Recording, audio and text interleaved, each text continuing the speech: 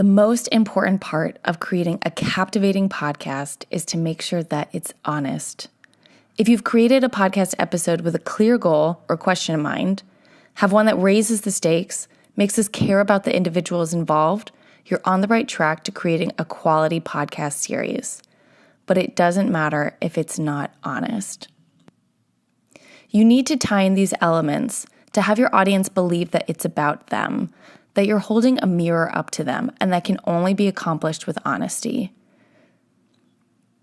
Then they will be intrigued to keep listening to see what they can learn and take away from it.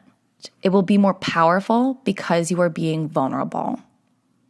Humans long to connect with each other, and we want to avoid being alone or misunderstood.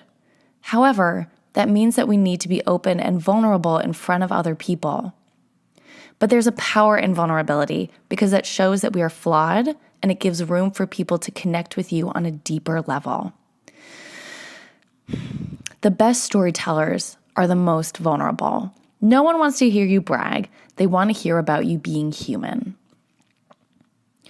Brené Brown, a researching storyteller, says in her book about vulnerability that it's the core of shame and fear and our struggle for worthiness.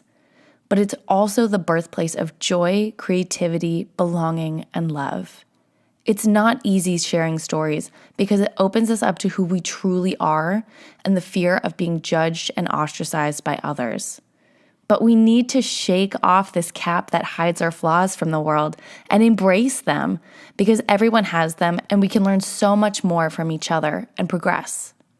When you are honest, your tribe will come to you. So remember the difficulties of podcasting. When it feels too hard or too much of a time commitment, keep in mind as to why you're doing this. You have a larger message that needs to be shared with the world. And you can use the power of podcasting to spread it farther and wider.